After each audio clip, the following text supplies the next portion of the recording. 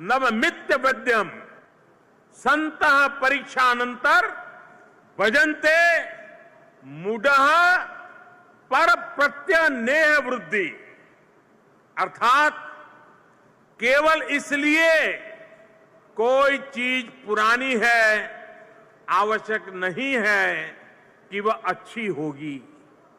इसी प्रकार कोई चीज नई है तो जरूरी नहीं कि वह बुरी होगी।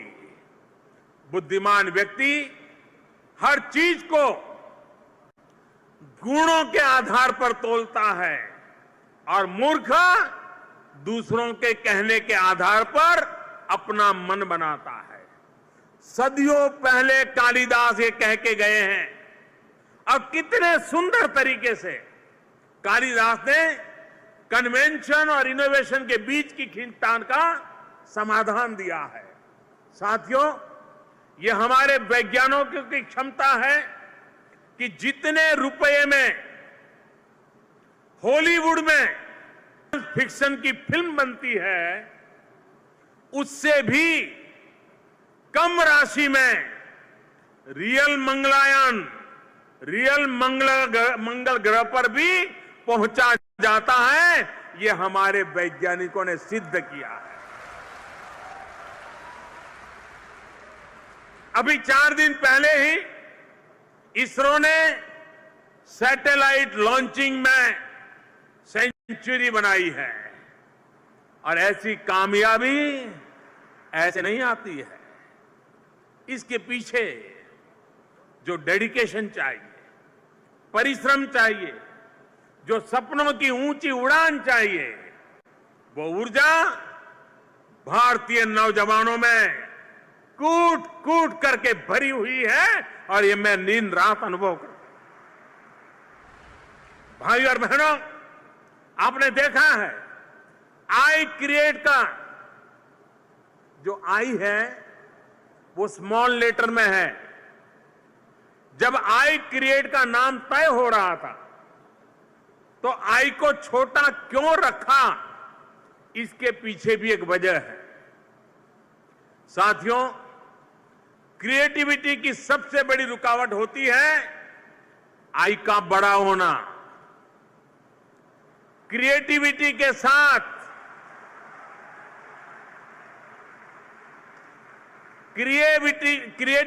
साथ अगर आई कैपिटल है, बड़ा है, तो उसका मतलब है अहम और अहंकार आड़े आ रहा है।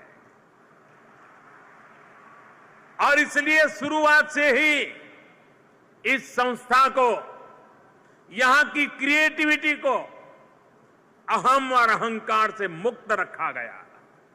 लेकिन इसमें एक बात और महत्वपूर्ण थी। क्रिएटिविटी की शुरुआत छोटे आई से हुई, लेकिन सपना बड़े आई का रखा। यानी इंडिविजुअल से शुरू करके आई से इंडिया तक पहुंचना हमारा लक्ष्य था। छोटे आई से बड़े आई तक बहुत बड़ा जंप लगाना, एक इंसान से शुरू करके पूरे हिंदुस्तान तक फैल जाना। आज आवश्यकता है कि हमारे युवा देश के सामने खड़ी समस्याओं से मुक्ति के लिए इनोवेशन करें। नीड बेस्ड इनोवेशन होना चाहिए। सामान्य मानवीय की क्वालिटी ऑफ लाइफ को कम से कम खर्च में कैसे इंप्रूव किया जा सकता है, इसके लिए इनोवेट करें। अगर मलेरिया खतरा है तो हम इनोवेट करें।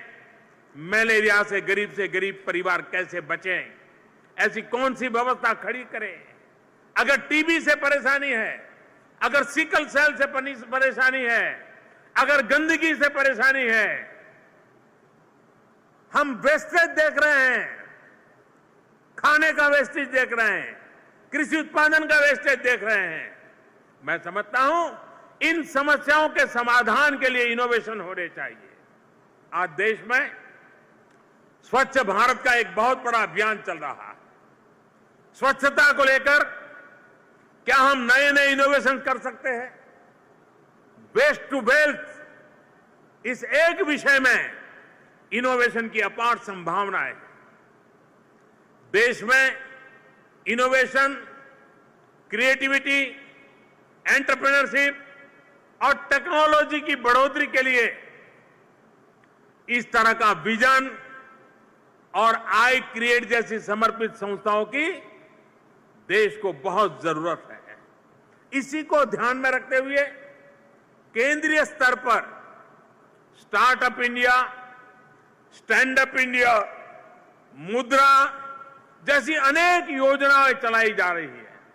सरकार ने अटल इनोवेशन मिशन के तहत देश भर में 2400 से ज्यादा अटल टिंकरिंग लैब्स को भी मंजूरी दी है। हमारा प्रयास है कि स्कूली विद्यार्थियों में भी जो इनोवेटिव आइडियाज हैं उन्हें पूरा करने के लिए आधुनिक परिवेश में नए एक्सपेरिमेंट करने के लिए देश भर में एक प्लेटफॉर्म तैयार हो।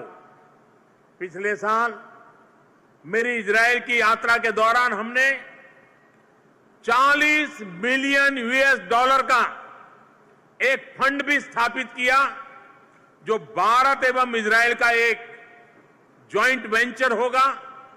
इससे दोनों देशों के टैलेंट को टेक्नोलॉजिकल इनोवेशन की दिशा में कुछ नया करने में मदद मिलेगी।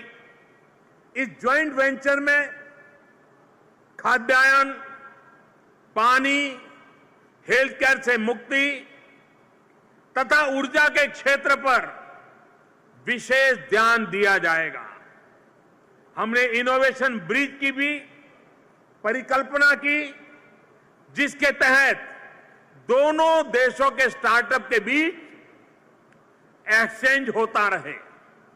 मुझे खुशी है इस प्रक्रिया के दौरान इनोवेशन चैलेंज के माध्यम से कुछ विजेता चुने गए और आज उन्हें स्टार्टअप अवार्ड भी दिए गए हैं। अभी आपने देखा इजराइल की टीम और भारत की टीम दोनों यहां अभी मंच पर आए थे। इंडिया इजराइल इनोवेशन ब्रिज एक ऑनलाइन प्लेटफॉर्म है। आने वाले दिनों में दोनों देशों के स्टार्टअप के बीच एक बहुत बड़े कनेक्शन के रूप में उभरेगा। 2 दिन पहले जब दिल्ली में दोनों देशों के सीईओज की बैठक हो रही थी, तब वहां भी हमने इस प्रयास को समर्थन देने को कहा था। साथियों, भारत के पास अथाह सामुद्रिक शक्ति है। 7,500 किलोमीटर से ज्यादा लंबा हमारा समुद्री तट, 1,300 के करीब छोटे बड़े द्वीप और कुछ द्वीप तो सिंगापुर से भी बड़े हैं। लगभग 25 लाख स्क्वायर किलोमीटर की एक्सक्लूसिव इकोनॉमिक जोन एक ऐसी ताकत है जिसका कोई मुकाबला नहीं। इस ताकत का इस्तेमाल देश की प्रगति में और ज्यादा हो सके, इसके लिए नए नए इनोवेशंस की आवश्यकता है। नए इनोवेशंस ब्लू रिवॉल्यूशन के लिए नई ऊर्जा बन सकते हैं, हमारे मछुआरे भाइयों की जिंदगी बदल सकते हैं।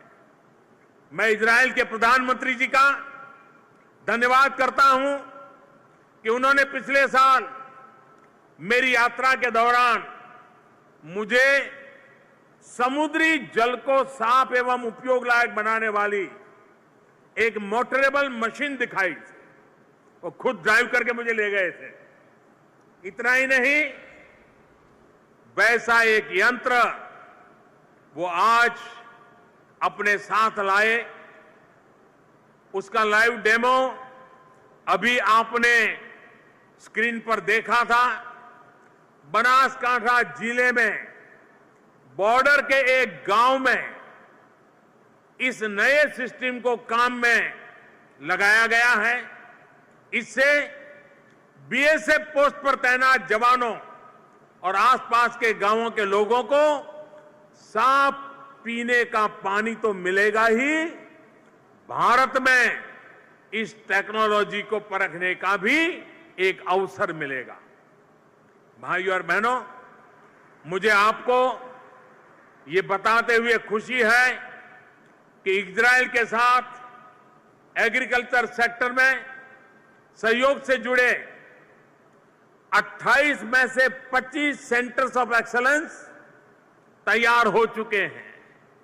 इनके द्वारा कैपेसिटी बिल्डिंग, इंफॉर्मेशन और जेनेटिक रिसोर्स के एक्सचेंज में मदद मिल रही है। इन सेंटर्स ऑफ एक्सीलेंस में 3 हमारे गुजरात में स्थापित हुए हैं। इस कार्यक्रम के बाद मैं और प्रधानमंत्री जी प्रांतिक तालुका साबरकांठा जिला के बदराड़ गांव जा रहे हैं। वहां भी इजराइल की मदद से एग्रीकल्चर सेक्टर में सेंटर्स ऑफ एक्सीलेंस बना है। वहीं से हम वीडियो कॉन्फ्रेंस के माध्यम से कच्छ में खजूर पर जो रिसर्च का सेंटर चल रहा है उनके साथ भी हम बातचीत करेंगे। बदराड़ सेंटर से गुजरात के किसानों को सब्जियों की नई पहुंच डिस्ट्रीब्यूट की जा रही है। इस केंद्र में 10,000 किसानों को ट्रेनिंग दी गई है और 35,000 से ज्यादा किसान इस सेंटर को देखने आ चुके हैं। यहां के कुछ लोगों को इजराइल में भी प्रशिक्षण दिया गया है। भारत और इजराइल के बीच ये सहयोग, ये परस्पर विकास की भावना दोनों ही देशों के उज्जवल भविष्य के लिए बहुत ही महत्वपूर्ण है। 21वीं सदी में दोनों देशों का ये साथ मानवता के इतिहास में नया अध्याय लिखेगा। साथियों, एक दूसरे की संस्कृतियों का सम्मान, एक दूसरे की परंपराओं का सम्मान हमारे संबंधों को हमेशा मजबूत करता रहेगा। भले ही कम संख्या में हो, लेकिन ज्यूज समुदाय के लोग अहमदाबाद और उसके आसपास के इलाके में सुकून के साथ अपनी जिंदगी गुजार रहे हैं। वो गुजरात के इतिहास के साथ, गुजरात की संस्कृति के साथ घुल मिल गए हैं। गुजरात के ज्यूइश समुदाय ने अपनी जगह देश के अन्य हिस्सों और इजराइल तक में बनाई है। भारत और इजराइल के संबंधों का विस्तार और बढ़े और मजबूत हो, इसी कामना के साथ मैं अपनी बात समाप्त करता हूं और आज इस अवसर पर आई क्रिएट को साकार करने में जिन लोगों ने सहयोग दिया है उन सभी को मैं विशेष रूप से धन्यवाद देता हूं। श्री नारायण मूर्ति जी, श्री दिलीप सिंघवी जी सहित तमाम महानुभावों ने आई क्रिएट को क्रिएट करने में बड़ी भूमिका निभाई है, अपना बहुमूल्य समय दिया है। मैं आशा करता हूं कि इस संस्था में इनोवेशन का जो वातावरण बनेगा वो पूरे देश के नौजवानों को सशक्त करने में बहुत बड़ी भूमिका निभाएगा। और मैं प्रधानमंत्री जी का, श्रीमती सारा जी का हृदय से आभार व्यक्त करता हूं। मेरे अच्छे मित्र के रूप में हमारी दोस्ती, दो देशों की दोस्ती में एक नई ताकत बनकर के उभर रही है। आज उन्होंने भारत के लिए जो एक विशेष बैंड सौगात लाई है, जिसका वीडियो अभी आपने देखा, कि आपका ये तोहफा भारत के सामान्य मानवीय हृदय को छूने वाला है और इसके लिए मैं आपका हृदय से बहुत बहुत आभार करता हूं। मैं फिर एक बार आप सबका बहुत बहुत धन्यवाद करता हूं और आई क्रिएट को अनेक अनेक शुभकामनाएं देता हूं। धन्यवाद। धन्यवाद माननीय प्रधानमंत्री महोदय आपका। લાઈવ દ્રશ્યો આપ જોઈ રહ્યા હતા કે પીએમ મોદીનું આઈ ક્રિએશનમાં સંબોધન કર્યું હતું। તેમણે નેતન્યાહુનો ખૂબ જ આભાર પણ માન્યો હતો કે ભારતમાં આવવા બદલ ખૂબ જ આભાર, અને તે તેમના મિત્ર નેતન્યાહુનો ભારત આવવાની રાહ પણ જોઈ રહ્યા હતા। લાઈવ દ્રશ્યો અમે તમને બતાવી રહ્યા હતા। પીએમ મોદીનું મહત્વનું જે સંબોધન કહી શકાય તે ઇઝરાયલના પીએમની હાજરીમાં લોકાર્પણ થયું। સહપરિવાર સાથે આવવા બદલ પણ પીએમ મોદીએ ઇઝરાયલના પીએમ બેન્જામિન નેતન્યાહુનો આભાર માન્યો હતો। ગાંધી આશ્રમ ખાતે પતંગ ચગાવવાનો મોકો મળ્યો એવું પણ પીએમએ કહ્યું હતું। આઈ ક્રિએટ સેન્ટર દેશના યુવાનોને સમર્પિત કરવાની વાત અહીંયા મોદીએ કરી હતી। મોદીએ દેશના યુવાનોમાં જે રહેલી શક્તિ છે તેને ખીલવવાની વાત કરી હતી। કાલિદાસનું ઉદાહરણ પણ આપ્યું હતું। તેમજ રામાનુજમે જે ક્લાસમાં સવાલ કરી અને એ ગણિત ક્ષેત્રમાં જે તેમનું નામ કર્યું હતું તેનો પણ એક્ઝામ્પલ આપીને યુવાનોને એક મોટિવેશન કરવા માટે તેમની સ્પીચ હોય તેવું લાગી રહ્યું હતું। મહત્વનું છે કે તેમણે કહ્યું હતું કે આઈ ક્રિએટ સેન્ટર એ દેશના યુવાનોને સમર્પિત છે। દેશના યુવાનોમાં જે ઉર્જા ભરેલી છે તેને બહાર લાવવાની છે। મહત્વનું કહી શકાય તે આ પીએમ મોદીનું ભાષણ આપ સંબોધન જોઈ રહ્યા હતા। દેશને નામ સંબોધન જોઈ રહ્યા હતા। પૂરા વિશ્વમાં ફાર્મા ક્ષેત્રે ગુજરાતનું નામ છે તેવું પણ પીએમ મોદીએ કહ્યું હતું। યુવાનો દેશનું નામ પૂરા વિશ્વમાં રોશન કરશે તેવું પણ પીએમ મોદીએ આશાવાદ વ્યક્ત કર્યો હતો। ભારતના ઇનોવેટર્સને ખૂબ જ લાભ થશે। આજે કંપનીનું ઉદ્ઘાટન કરવામાં આવ્યું છે। એક સોફ્ટવેર કંપની છે આઈ ક્રિએટ સેન્ટર, જે દેશના યુવાનોને સમર્પિત કરવામાં આવ્યું છે। લાઈવ દ્રશ્યો આપ જોઈ રહ્યા હતા। પીએમ મોદીનું મહત્વનું સંબોધન જે દેશના યુવાનોને નામ હોય તેવું લાગી રહ્યું હતું। દેશના યુવાનોને મોટિવેશન કર્યા છે। ખાસ કરીને દુનિયામાં જે રીતે ટેકનોલોજી થી કદમ મિલાવવા માટે પીએમ મોદીએ દેશના યુવાનોને આહ્વાન કર્યું છે। ભારતના ઇનોવેટર્સને આ કંપનીથી ખૂબ જ ફાયદો થશે તેવું પણ મોદીએ જણાવ્યું હતું। ઇઝરાયલના સ્ટાર્ટઅપનો લાભ મળશે તે ઉદ્દેશ્ય હતો, અને મહત્વનું છે કે પીએમએ વાત કરી હતી ઇઝરાયલના અને ભારતના જે મહત્વના કરાર થયા છે અને અત્યાર સુધીના જે સંબંધો છે, જે કરાર થયા છે તેને લઈને યુવાનોને કેટલી તેનાથી લાભ થશે તેના વિશે પીએમ મોદીએ વાત કરી હતી। દેશના યુવાનોને નામ આ સંદેશો પીએમ મોદીએ મહત્વનો કહી શકાય સારા એવા એક્ઝામ્પલ જોઈન્ટ કરી અને દેશના યુવાનોમાં રહેલી શક્તિને ખીલવવા માટે એક મોટિવેશન સ્પીચ કહી શકાય તેવી મોદીએ હાલ આપી હતી। પીએમ મોદીએ આઈ ક્રિએટમાં મહત્વનું સંબોધન કર્યું હતું અને ઇઝરાયલની ટેકનોલોજી વિશે પણ વાત કરી હતી કે ઇઝરાયલ એક નાનો એવો દેશ હોવા છતાં સમગ્ર વિશ્વમાં જે તેની ટેકનોલોજીને લઈને ડંકો વગાડી રહ્યો છે અને તેનો ઉપયોગ ભારતના યુવાનોને કરવા માટે અપીલ કરી હતી અને નેતન્યાહુનો પણ આભાર માન્યો હતો। ખાસ કરીને ભારતની મુલાકાતે આવવા બદલ અને ખાસ કરીને પરિવાર સાથે મુલાકાત લેવા બદલ પીએમ મોદીએ તેમનો આભાર માન્યો હતો। મહત્વનું કહી શકાય કે ગાંધી આશ્રમ ખાતે પતંગ ચગાવવાનો મોકો મળ્યો એવું પણ પીએમએ તેમના સંબોધનમાં ઉમેર્યું હતું।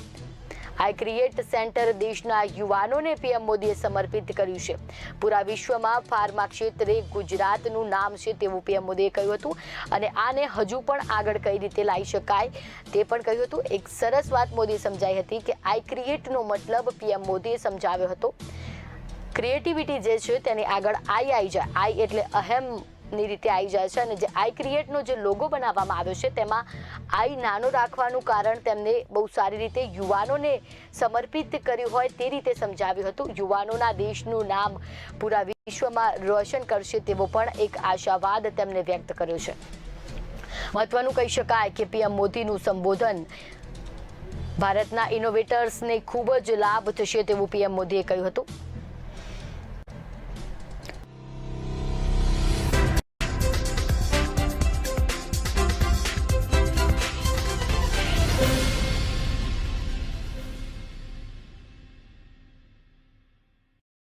ક્રાઇમ અને